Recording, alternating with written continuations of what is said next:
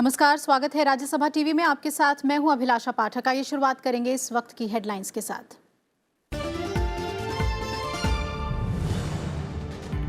जैश सरगना, मसूद अजहर पर कसा शिकंजा। फ्रांस सरकार का मसूद अजहर की सभी संपत्तियों को जब्त करने का फैसला। यूरोपीय संघ की आतंकी सूची में नाम शामिल करने पर भी जोर।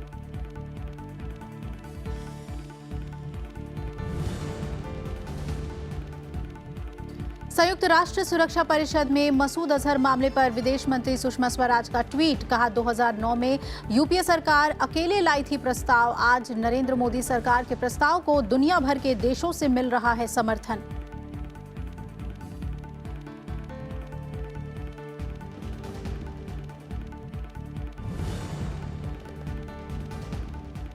न्यूजीलैंड की मस्जिद में हुए आतंकी हमले में 49 लोगों की मौत। हमलावर की ऑस्ट्रेलियाई नागरिक के तौर पर पहचान। प्रधानमंत्री नरेंद्र मोदी ने पत्र लिखकर आतंकी हमले पर जताया दुख। कहा, आतंकवाद के खिलाफ न्यूजीलैंड के साथ खड़ा है भारत।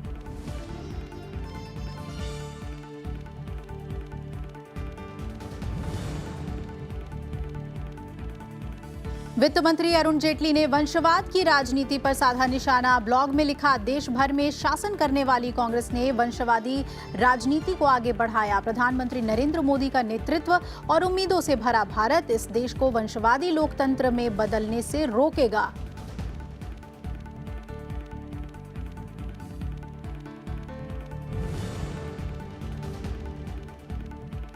और चुनावी महासमर में अपना दल और बीजेपी एक बार फिर साथ लड़ेंगे चुनाव। मिर्जापुर से अनुप्रिया पटेल को मिला टिकट। समाजवादी पार्टी ने भी जारी की उम्मीदवारों की चौथी और पांचवी लिस्ट।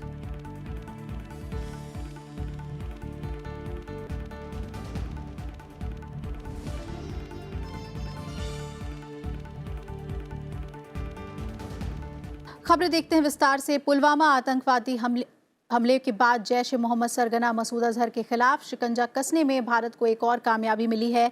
मसूद अजहर को लेकर फ्रांस ने बड़ा कदम उठाया है। फ्रांस ने अपने देश में मसूद अजहर की सभी संपत्तियों को जब्त करने का फैसला लिया है। फ्रांस के गृह मंत्रालय, विदेश मंत्रालय और वित्त मंत्रालय ने इस बारे में साझा बयान जारी किया। फ्रांस का कहना है कि वो हमेशा आतंकवाद के खिलाफ लड़ाई में भारत के साथ खड़ा है। फ्रांस अपने यूरोपीय सहयोगियों के सामने ये मुद्दा उठाएगा और मसूद अजहर का नाम आतंकी गतिविधियों में लगे लोगों, गुटों और संगठनों की यूरोपीय संघ की सूची में शामिल करने को कहेगा। विदेश मंत्रालय प्रवक्ता रवीश कुमार ने एक ट्वीट करके फ्रांस के इस कदम का स्वागत किया है।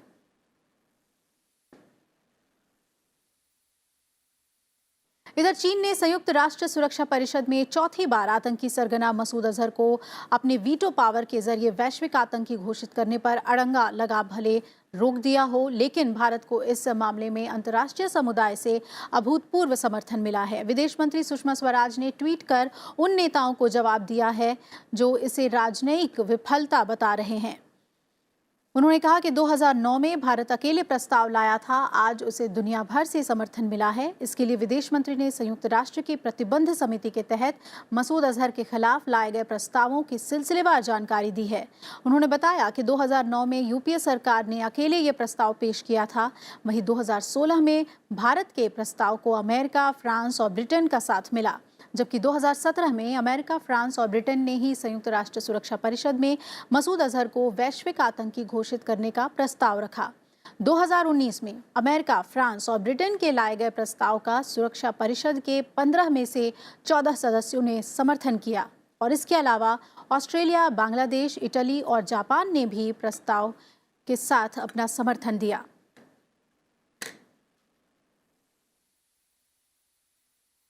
उपराष्ट्रपति एम वेंकैया नायडू आंध्र प्रदेश के दौरे पर हैं। उपराष्ट्रपति ने विजयवाड़ा में कृषि पर प्रदर्शनी का उद्घाटन किया और इस दौरान उपराष्ट्रपति ने कार्यक्रम को संबोधित भी किया। अपने संबोधन में उन्होंने कहा कि आतंकवाद पूरी दुनिया में शांति और विकास के लिए बड़ा खतरा है। साथ ही लंबे समय से देश सीमा पर आतंकवाद से पीड़ित है। उपराष्ट्रपति ने आतंक के खात्मे के लिए विश्व समुदाय से एकजुट होने की अपील की है। Today, terrorism is posing a major threat to peace and development all over the world. It's an enemy of mankind. It has no religion. It should be fought together. The entire world must come together to speak in one voice, identify forces of terror, isolate them, name them, shame them, and stop any sort of aid to those countries. That is the need of the hour. Masood Azhar, as a terrorist, how much time we are taking? And unfortunately, the other day, our neighboring country, China, has applied its veto, saying that they need some more time to study. What is there to study? It is a known fact.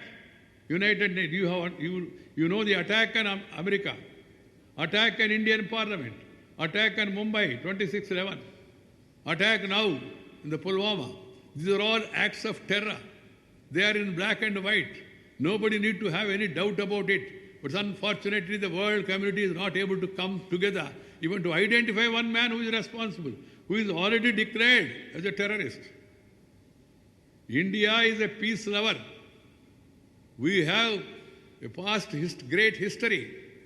We had 27% of the world GDP for India. We were called as Vishwaguru, but we never attacked any country any time. That is the greatness of this land. New Zealand की एक मस्जिद में गोलीबारी में 49 लोगों की मौत हो गई है, जबकि बड़ी तादाद में लोग हताहत हुए हैं। हताहतों में कई की हालत गंभीर बताई जा रही है। इस हमले के बाद क्राइस्ट चर्च में गंभीर स्थिति पैदा हो गई है। मामले में 4 संदिग्ध लोगों को हिरासत में लिया गया है, जिसमें से 3 पुरुष और 1 महिला शामिल है। पुलिस कमिश्नर माइक बुश के मुताबिक शहर के सभी स्कूलों को बंद करवा दिया गया है। क्राइस्ट चर्च इलाके में सभी को भीड़भाड़ वाले इलाके से बचने की सलाह दी गई है। साथ ही किसी भी तरह की संदिग्ध गतिविधि के बारे में तुरंत सूचित करने को भी कहा गया है। ऑस्ट्रेलिया के प्रधानमंत्री स्कॉट मॉरिसन की पुष्टि की है कि हमलावरों में से एक 28 साल का ऑस्ट्रेलियाई नागरिक है। न्यूजीलैंड में भारतीय उच्चायुक्त ने वहां रह रहे भारतीय लोगों के लिए किसी भी तरह की सहायता के लिए उच्चायोग से संपर्क करने को कहा है। I'm not in a position to give any further detail about the individual that's currently in police custody. At this stage, the police are continuing to advise those who are in the area to remain indoors. They have said that they could be dealing with other offenders. That's why they, of course, are taking the approach of ensuring people's safety. And so until people hear otherwise, I ask that they listen to the advice they're being given directly by the New Zealand Police. The nature of the crime, would you describe it as a hate crime? America के राष्ट्रपति Donald Trump समेत दुनिया के कई देशों ने इस आतंकी हमले की निंदा की है। उन्होंने मारे गए लोगों के प्रति संवेदना जताई है और हर मुमकिन मदद का भरोसा दिया है।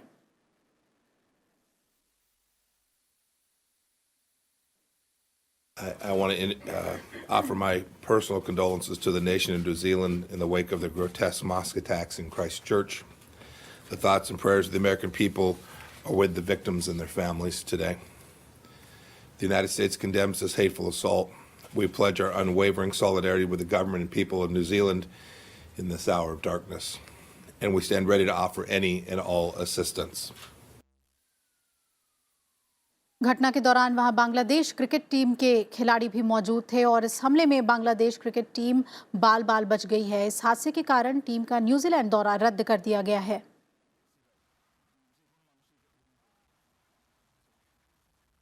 वहीं प्रधानमंत्री ने न्यूजीलैंड में हुए आतंकी हमले पर गहरा दुख जताया है। उन्होंने न्यूजीलैंड के प्रधानमंत्री को पत्र लिखकर पीड़ित परिवारों के प्रति गहरी संवेदना जताई है।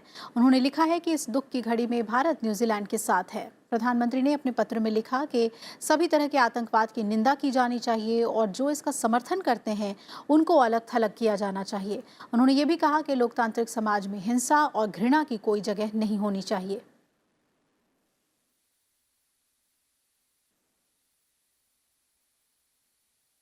और अब बात मुंबई में हुए हादसे की। मुंबई में Chhatrapati Shivaji Maharaj terminal railway station के करीब एक फुटओवर ब्रिज हादसा मामले में कार्रवाई की गई। बीएमसी ने 2 इंजीनियरों को निलंबित कर दिया है और 2 रिटायर हो चुके इंजीनियरों के खिलाफ विभागीय जांच के आदेश दिए हैं। इस घटना में मरने वालों की तादाद बढ़कर अब 6 हो गई है और 31 लोग जख्मी हुए हैं। घायलों को जीटी और सेंट जॉर्ज हॉस्पिटल में भर्ती कराया गया है। पुलिस ने मध्य रेलवे और बीएमसी के संबंधित अधिकारियों के खिलाफ एफआईआर दर्ज किया है।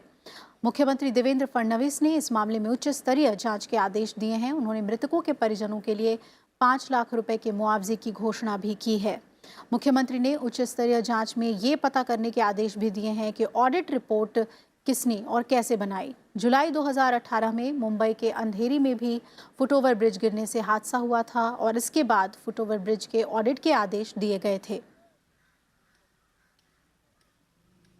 जो जानकारी मुझे कमिश्नर ने दी है उसमें इसको स्ट्रक्चरल ऑडिट में फिट पाया गया और कुछ माइनर रिपेयर्स कहे गए थे। उसके बावजूद अगर ये पुल गिरता है और इतनी भीषण दुर्घटना होती है तो कहीं ना कहीं ये स्ट्रक्चरल ऑडिट के ऊपर भी एक प्रश्न चिन्ह निर्माण होता है और इसकी भी जांच की जाएगी। स्ट्रक्चरल ऑडिट अगर गलत किया गया है, उसका रिपोर्ट अगर ठीक नहीं आया है, उसमें अगर कोताही बरती गई है तो निश्चित रूप से ये एक सदोष मनुष्यवध का ऑफेंस भी इसमें दाखिल किया जाएगा। और आइए अब देख लेते हैं लोकसभा चुनाव से जुड़ी हुई खबरें।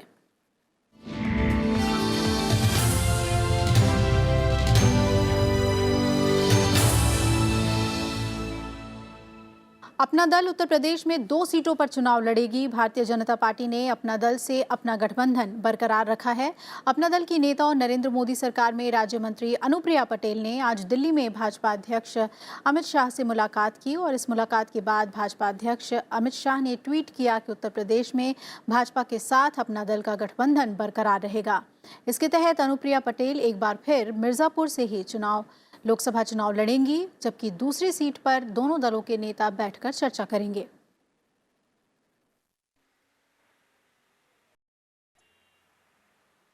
इधर वित्त मंत्री अरुण जेटली ने अपने ब्लॉग की सीरीज एजेंडा 2019 के 5वें भाग में लिखा है कि प्रधानमंत्री नरेंद्र मोदी का नेतृत्व और उम्मीदों से भरा भारत इस देश को वंशवादी राजनीति चलाने से रोकेगा। अरुण जेटली का कहना है कि आज़ादी के बाद देश भर में शासन करने वाली कांग्रेस ने इस देश में वंशवादी राजनीति को आगे बढ़ाया और ये एक परिवार की पार्टी बनकर रह गई। उन्होंने लिखा कि 1991 के बाद देश में कई क्षेत्रीय दल उभरे, लेकिन ये भी पारिवारिक पार्टी बनकर ही रह गई और ये परिवार की संपत्ति की तरह हो गई और पार्टी के सभी फैसले परिवार के हाथ में रहा, जिसका राजनीति, नीतियों और प्रशासन पर बुरा असर पड़ा। लेकिन 2014 के चुनाव में मोदी फैक्टर सामने आया और पारिवारिक पार्टियों को करारी हार का सामना करना पड़ा। 2019 के लोकसभा चुनाव से पहले एक बार फिर ये सवाल है, परिवार के इर्द गिर्द चलने वाली पार्टियों में विरासत को लेकर आपसी खींचतान भी दिखी है। ऐसे में उम्मीदों से भरा भारत देश को वंशवादी लोकतंत्र में बदलने से रोकेगा। वित्त मंत्री अरुण जेटली के ब्लॉग को रीट्वीट करते हुए प्रधानमंत्री ने कहा कि ये एक नया भारत है जहां व्यक्ति का प्रदर्शन मायने रखता है, वंशावली नहीं। अब वंशवादी राजनीति व्यवस्था में शामिल होने वाले मेधावी लोगों के लिए एक बाधा के रूप में काम नहीं कर पाएगी। केवल कुछ शक्तिशाली परिवारों के लिए नहीं, बल्कि 130 करोड़ भारतीयों के लिए दरवाजे और अवसर खुले हैं।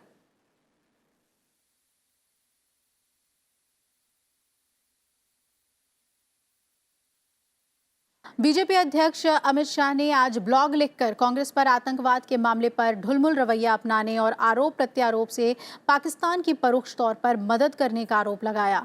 उन्होंने पुलवामा हमले के मास्टरमाइंड पर जब वैश्विक दबाव बन रहा है तो ऐसे वक्त में कंधार कांड और मसूद अजहर को 1999 में रिहा करने को मुद्दा बनाने को स्तरहीन राजनीति करार दिया है। उन्होंने ये भी याद दिलाया कि कंधार कांड में तत्कालीन प्रधानमंत्री अटल बिहारी वाजपेयी ने सर्वदलीय बैठक बुलाकर कांग्रेस अध्यक्ष सोनिया गांधी और पूर्व प्रधानमंत्री मनमोहन सिंह से भी चर्चा की थी और सभी दलों की सहमति के बाद रिहाई का फैसला लिया गया था।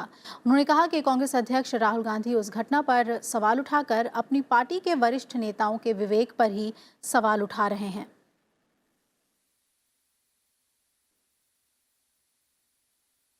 हरियाणा से पूर्व कांग्रेस सांसद अरविंद शर्मा बीजेपी में शामिल हो गए हैं। वो मुख्यमंत्री मनोहर लाल खट्टर की मौजूदगी में पार्टी में शामिल हुए।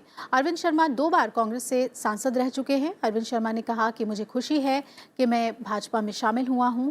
उन्होंने कहा कि मेरी कोई मांग नहीं है, मैं सोच समझकर बीजेपी में शामिल हुआ हूं। आज देश प्रधानमंत्री नरेंद्र मोदी के नेतृत्व में आगे बढ़ रहा है। हर वर्ग के लिए भाजपा ने काम किया है।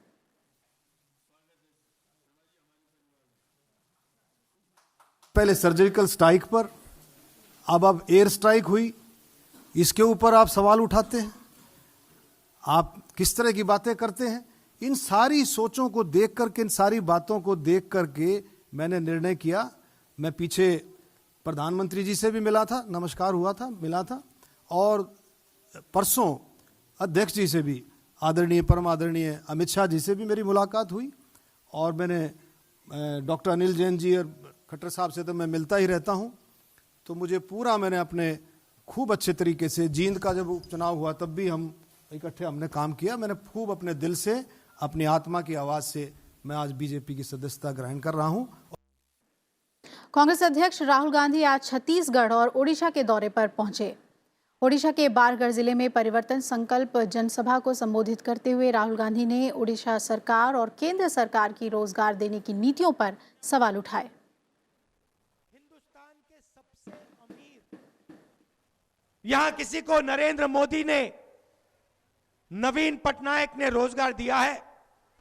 कोई एक व्यक्ति है यहां पे जो हाथ उठा के कह सकता है हां मुझे नवीन पटनायक ने या नरेंद्र मोदी ने रोजगार दिया? आपको एक व्यक्ति नहीं मिलेगा।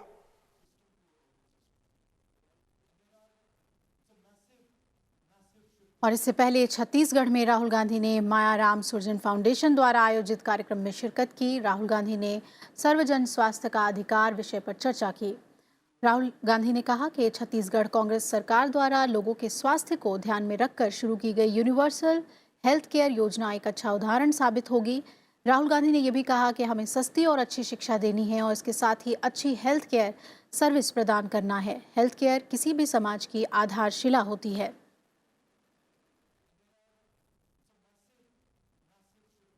तमिलनाडु और पुडुचेरी में 18 अप्रैल को होने वाले लोकसभा चुनाव को लेकर डीएमके ने उन सीटों के नाम जारी कर दिए जिन पर वो और उसके सहयोगी दल चुनाव लड़ेंगे।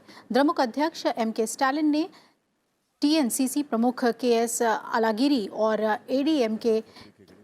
एमडीएमके के वाइको सहित गठबंधन के अन्य नेताओं की मौजूदगी में पार्टी मुख्यालय में सहयोगियों को आवंटित सीटों की सूची जारी की। स्टालिन ने उनके पार्टी के नेतृत्व वाले गठबंधन को धर्मनिरपेक्ष प्रगतिशील गठबंधन का नाम भी दिया। तमिलनाडु में लोकसभा की 39 सीटें और पुडुचेरी में 1 सीट है। स्टालिन ने कहा है कि द्रमुक चेन्नई उत्तर, चेन्नई दक्षिण, चेन्नई मध्य, तुतिकोरिन और पोलाची सहित 20 सीटों पर चुनाव लड़ेगी। सहयोगियों में कांग्रेस को बड़ा हिस्सा मिला है और वो राज्य में 9 सीटों पर चुनाव लड़ेगी। कांग्रेस को पुडुचेरी सीट भी दी गई है। कांग्रेस के प्रतिनिधि मंडल ने चुनाव आयोग से मुलाकात कर बीजेपी पर आचार संहिता के उल्लंघन का आरोप लगाया है। कांग्रेस नेता आरपीएन सिंह की अगुवाई में पार्टी के प्रतिनिधि मंडल ने चुनाव आयोग से मुलाकात की। आरपीएन सिंह ने कहा कि आचार संहिता लगे होने के बावजूद पेट्रोल पंपों और एयरपोर्ट पर पीएम मोदी के पोस्टर्स लगे रहे। इस बात की हमने आयोग से शिकायत की है।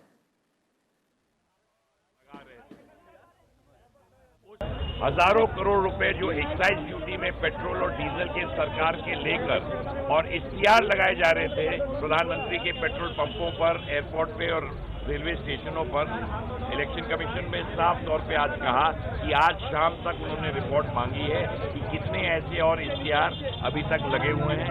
साफ तौर से इलेक्शन कमीशन ने कहा कि इस पर हमने कार्रवाई की है। समाजवादी पार्टी ने लोकसभा चुनाव के लिए यूपी में अपनी 5वीं सूची जारी करते हुए गाजियाबाद लोकसभा सीट पर प्रत्याशियों का ऐलान कर दिया है।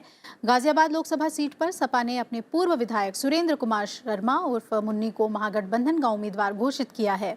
इससे पहले आज ही जारी चौथी लिस्ट में समाजवादी पार्टी ने 4 सीटों पर अपने प्रत्याशियों की घोषणा की।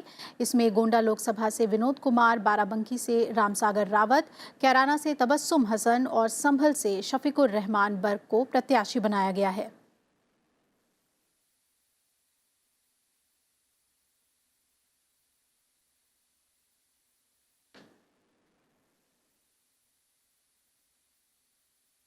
राष्ट्रवादी कांग्रेस पार्टी ने लोकसभा चुनाव के मद्देनजर 5 और उम्मीदवारों की दूसरी लिस्ट जारी कर दी है और इस दूसरी लिस्ट में शरद पवार के नाती और अजीत पवार के बेटे पार्थ पवार, छगन भुजबल के भतीजे समीर भुजबल, नासिक से उन्हें टिकट दिया गया है। वहीं पार्थ को पुणे जिले के मावल लोकसभा सीट से उम्मीदवार बनाया गया है। 4 अन्य नामों की बात करें तो डॉक्टर अमोल कोल्हे को शिरूर, समीर भुजबल को नासिक, बजरंग सोनवणे को बीड और धनराज महाले को डिंडोरी से टिकट दिया गया है। इससे पहले गुरुवार को एनसीपी ने 12 उम्मीदवारों की पहली लिस्ट जारी की थी।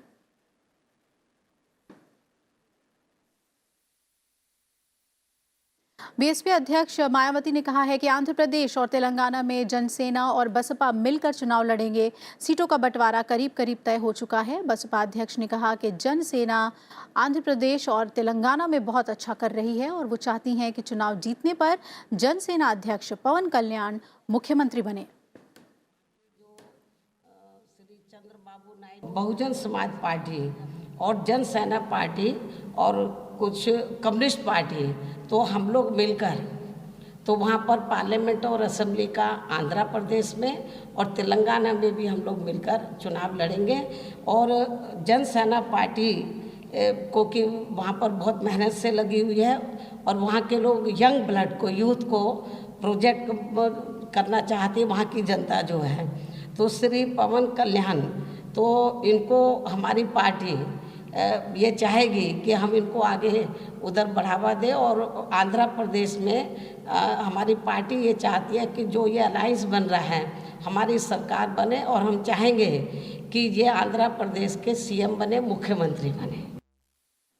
50% वोटों का मिलान वीवीपैट की पर्ची से कराने की मांग वाली विपक्षी दलों की याचिका पर आज सुप्रीम कोर्ट में सुनवाई हुई।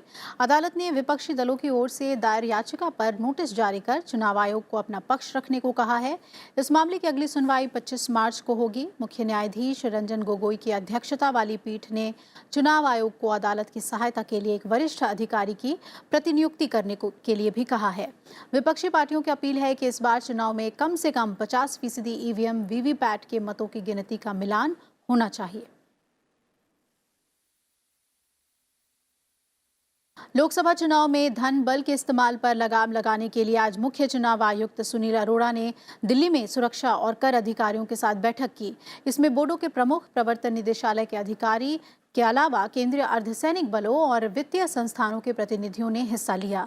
इसमें चुनाव आयोग ने उम्मीदवारों और राजनीतिक दलों की ओर से चुनाव खर्च की निगरानी के लिए दिशा निर्देश दिए।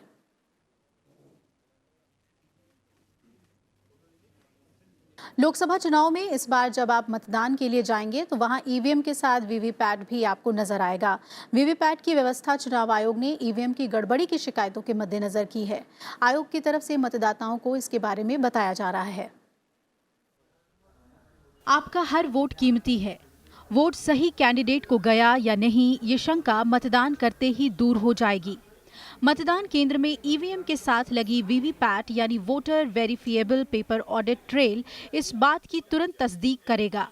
चुनाव आयोग की तरफ से ईवीएम के साथ वीवीपैट की मशीनें जगह जगह दिखाई जा रही हैं, जिससे मतदाता इसके बारे में जान सकें। पहली बार इस्तेमाल हो रही है तो इसके बारे में जानकारी होना लोगों को ज़रूरी है। इसके लिए 9 जनवरी को हमने एक अभियान शुरू किया। हर एक असेंबली कॉन्स्टिट्यूएंसी में हमारे पास 70 असेंबली सेगमेंट्स हैं, तो 70 के 70 असेंबली सेगमेंट्स में हमने 2-2 गाड़ियां लगाई जो कि इन मशीनों को लेके और जगह जगह जाते हैं। डेली 2-3 जगह एक गाड़ी कवर करती है। जब आप ईवीएम में किसी उम्मीदवार के नाम के सामने लगे बटन को दबाकर उसे वोट करते हैं तो वीवीपैट से एक पर्ची निकल आती है, जिससे आपको पता चलेगा कि वोट किस उम्मीदवार के हिस्से गया है। इस पर्ची पर उम्मीदवार का नाम और चुनाव चिन्ह छपा होता है। मतदाता 7 सेकंड तक इस पर्ची को देख पाएंगे और फिर ये सील बंद बॉक्स में गिर जाएगी। ये आपको नहीं मिलेगी। पहले दबाते थे, जाते थे हम वोट देने के लिए, तो क्या कहते कि बटन दबा दिया वो बोल के रह जाता था। अब इतना मेरे को ये पता तो लगा कि हमको ये नंबर दबाया हो, ये नंबर हमारा ये दिख रहा हो मेरे को, तो ये कोई यही चीज़ मेरे को नया चीज़ देखने को मिला है। तो उससे जी ये पता लग जाता कि किसको वोट डाली है, मालूम पड़ जाता है। बिल्कुल बेनिशान था हम। ऐसा होता था कि जिसको वोट डालते थे पता नहीं चलता था किसको वोट गया है। ये वहम थी लोगों की कि मैं इसको वोट दिया हूँ, इसको जा रहा है, लेकिन ऐसी बात नहीं थी। भारत निर्वाचन आयोग से मैं बहुत संतुष्ट हूँ। चुनाव आयोग ने 7 चरणों में लोकसभा चुनाव कराने की घोषणा की है।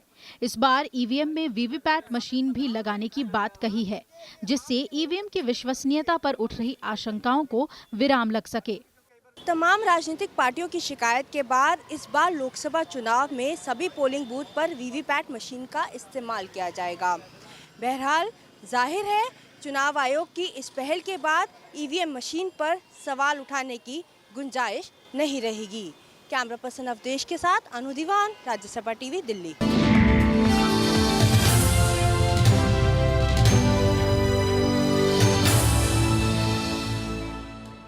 सुप्रीम कोर्ट ने चारा घोटाले से संबंधित 3 मामलों में राष्ट्रीय जनता दल के अध्यक्ष लालू प्रसाद यादव की जमानत याचिका पर केंद्रीय जांच ब्यूरो से जवाब मांगा है।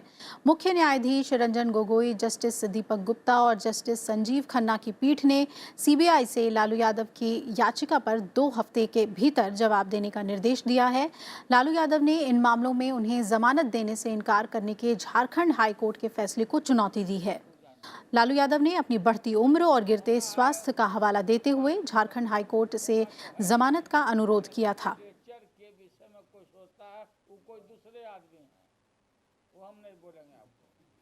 2013 के आईपीएल स्पॉट फिक्सिंग मामले में सुप्रीम कोर्ट से क्रिकेटर श्रीसंत को आंशिक राहत मिली है। कोर्ट ने बीसीसीआई अनुशासन समिति की ओर से श्रीसंत पर आजीवन प्रतिबंध के आदेश को निरस्त कर दिया। सुप्रीम कोर्ट ने बीसीसीआई के अनुशासन समिति से कहा है कि वो इस मामले पर फिर से विचार करें और 3 महीने के भीतर इस पर फैसला लें कि श्रीसंत को कितनी सजा दी जानी चाहिए। अदालत ने साफ किया कि इस फैसले से श्रीसंत के खिलाफ दिल्ली हाईकोर्ट में चल रहे आपराधिक मामले पर कोई फर्क नहीं पड़ेगा। इससे पहले केरल हाईकोर्ट ने श्रीसंत पर बीसीसीआई द्वारा लगाए गए आजीवन प्रतिबंध को बरकरार रखा था। इसी फैसले को श्रीसंत ने शीर्ष अदालत में चुनौती दी थी। प्रशासकों की समिति के प्रमुख विनोद राय ने कहा कि वो समिति की अगली बैठक में इस मुद्दे पर विचार करेंगे। श्रीसंत ने सुप्रीम कोर्ट के फैसले पर संतोष जताया है। So if life ban is lifted, that is a huge relief, and it's more like a lifeline for me. I'm 36 years old. I just have 4 or 5 years of good cricket left in me. So I'll try my best. I've been keeping myself fit and raring to go. But yes, the season starts only in October, November. Hopefully, if Kerala has done really well the last season, which is getting into semi-finals. So even to play for my own club will be difficult for me to get back to fitness. So one by one. So I will wait. I'll wait 90 days. That doesn't mean I'll wait in the house. I'll start practicing. And it's been 6 years. So even the biggest of punishment, even the biggest of international cricketers have been playing cricket, even after being guilty. So I'm sure even after getting a clean sheet, I waited another 4 years from 2015. So I'm sure BCCI will be kind enough. In fact, it will come on my favor, and I'll get to play because at 36 I don't think I am a competition for anybody. राष्ट्रपति रामनाथ कोविंद ने गांधीनगर में नवाचार और उद्यमिता उद्योग का उत्सव का उद्घाटन किया और राष्ट्रपति ने नवाचारों का व्यापक स्तर पर प्रचार प्रसार करने की जरूरत पर जोर दिया। राष्ट्रपति ने इस अवसर पर 10वां राष्ट्रीय मौलिक नवाचार पुरस्कार भी प्रदान किया। A creative idea gets the support it needs for its maturing, diffusion and delivery on the ground. Innovation itself is only the first of 2 key drivers to ensure that any innovation becomes actionable. The second key driver is entrepreneurship, which needs to supplement innovation so as to deliver benefits to our fellow citizens. We need to build an ecosystem for converting innovations into enterprises. These could be commercial or social enterprises. The form does not matter, as long as the enterprise enables an innovation to actually make an impact. इसी के साथ इस bulletin में फिलहाल मेरे साथ इतना ही। आप जुड़े रहिए राज्यसभा टीवी के साथ। नमस्कार।